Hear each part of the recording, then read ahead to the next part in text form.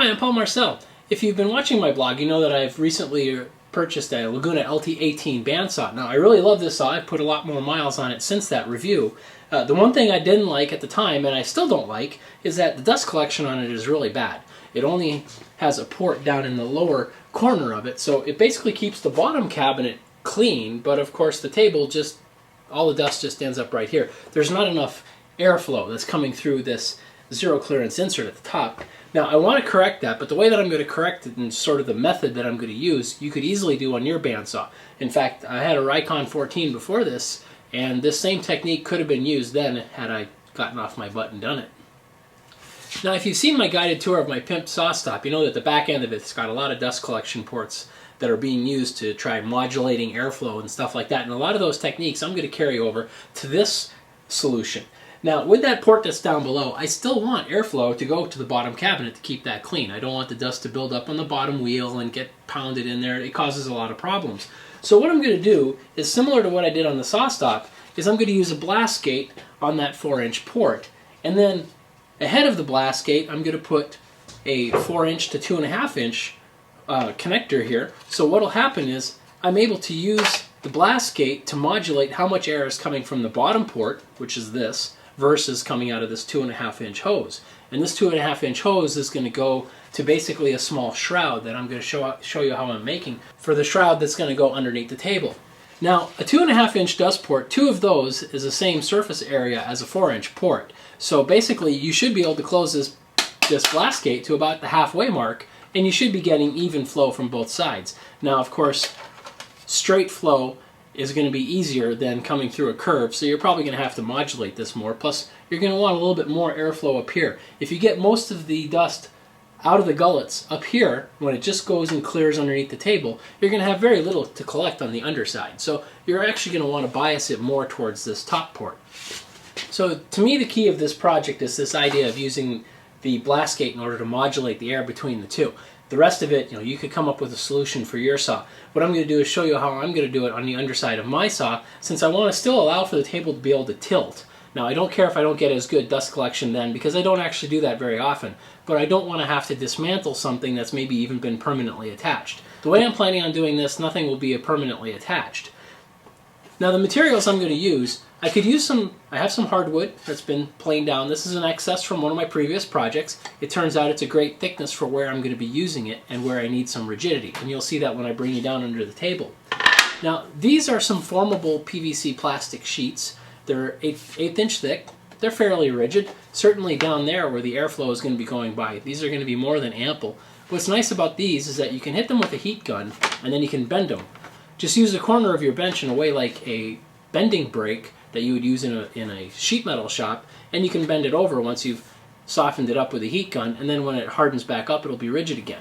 I think for my saw, I'll be able to get away with using some of the scraps of hardwood that I have and maybe just a little bit of PVC, but your mileage will vary. So let me be the first to say that filming down here is really awkward. Now down here, what I need to do is I need to enclose this shroud. The reason why I get such poor dust collection above the deck is that there's this massive hole right here. So this is huge. In fact, this is larger than the 4-inch port that's coming in. So obviously the air is going to come wicking in from here to just go out. Now, admittedly, there's more dust in here simply because the last thing I was cutting was kind of late at night and I didn't want to start the dust collector.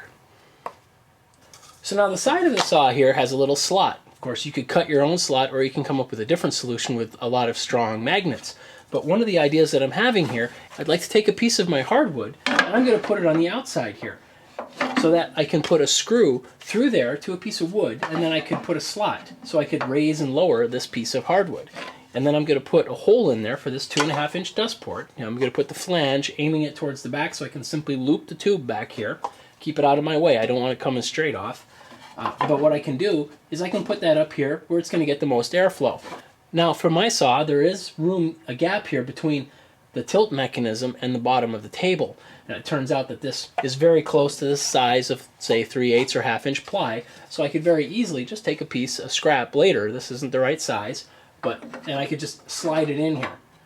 Slide it in all the way across, and if I want, I could put a wood screw here and a wood screw there just to keep it from moving, but it's completely non-destructive. And what that does is it gets rid of most of this gap that's up there. It doesn't interfere with the table. I can leave it there even when I bevel. Now, when I say airtight seal, one thing to remember is that for this to be effective, you actually need airflow. You can't just have static suction pressure like you would have with a shop vac. So actually, if there's a little bit of leakage every here and there, that's actually going to be in your favor. You want the air to come in from the top of the table or maybe from a couple sides in order to go as a cross draft across these gullets and empty them into the port. Now, of course, the bottom part is going to be open, so any dust that gets missed or gets carried down will go down to the bottom cabinet and be cleaned up there. Now, so far, I've done way too much talking. This makes it sound like it's a hard project. It's mostly a project, just get down there, take a look around, see what you possibly got, build one wall at a time. They don't even have to be really, really airtight together. Remember, you want that airflow, so you don't have to worry about it all being one big piece that's hermetically sealed, can go down to 5,000 meters below sea level and still be airtight.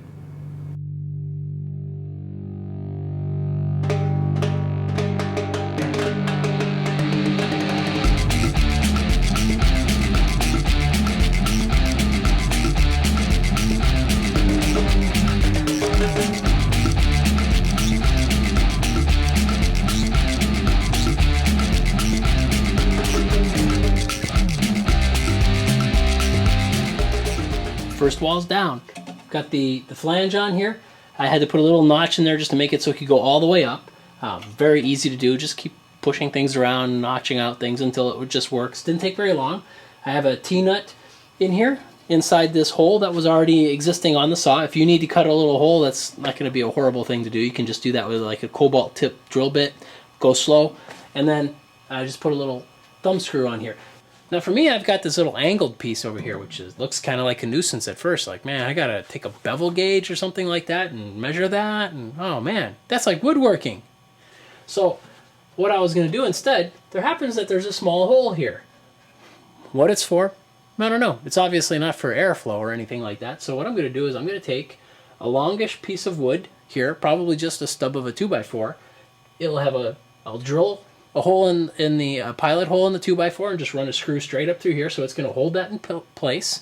The piece will come out far enough that I can then put a vertical piece of ply right here. That's going to come down just a little ways. The reason why I want this is I want to block this top hole as much as possible, and at the same time it's going to come out the same distance as this hardwood, so I can put a piece of the PVC across the front. I want a piece of PVC there simply because if for some reason something goes on with the blade or something like that, it's just going to hit some plastic. It'll damage the PVC, but it's not going to damage the blade or anything else. Alright, so I've got the little 2x4 piece in there. Got a bolt going through it. I decided on a bolt because I didn't really have a decent way to put a screw in there. 100 ways to do it. And I cut a little piece of that hardwood that I had. So it goes in here. Fits nicely. Got it to the right width.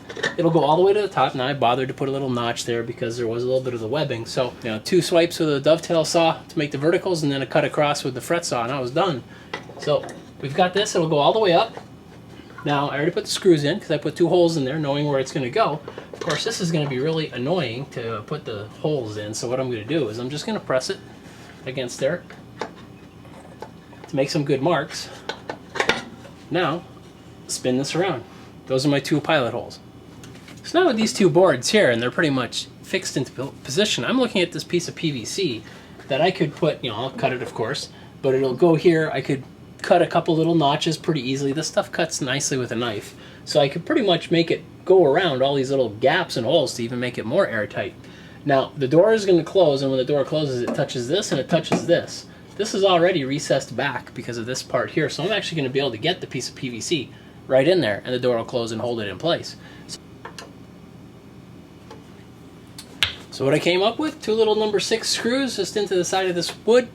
I got the piece of PVC all cut, and it was this stuff cuts like a dream with a knife. So all I got to do is push it up here, and it kind of hooks on the top of those 2 screws. That keeps it from wanting to slide down. Of course, doesn't keep it from wanting to fall. But that's what the door does. So as long as I put it there, close this up, it's not going anywhere. Perfect. So the other benefit for me is because my Laguna guides are on the bottom here and I may need to adjust them sometimes, it's really easy for me to just open this door and pull this right out.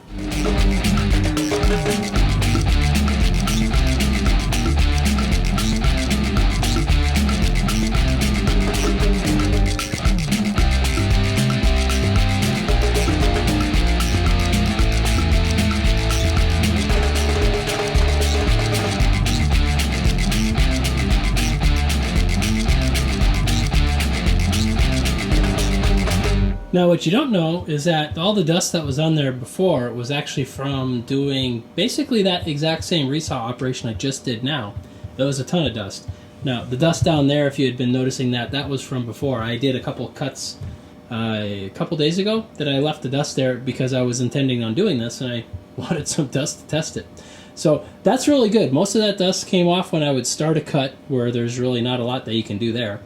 But the rest of it came out really good. This is a huge difference from before. It's not completely dust-free, as you can see, but I'm very happy with it. And this is just makeshift. I will be doing a better job of this later. But you can see that I have the pipe attached. There's a blast gate. You can see the blast gate is almost all the way closed. You're going to need to get it down to at least halfway before it basically is the equivalent of a 2.5 and a 2.5, right? Because that's the total airflow that's coming in. So if you go a little bit further, basically what I did is I pushed it down until I saw the main pipe that goes to the DC, until I saw it starting to just kind of wiggle from too much suction, and then I backed off the blast gate. That seemed to be a great balance. And yeah, I love my Driftmaster fence.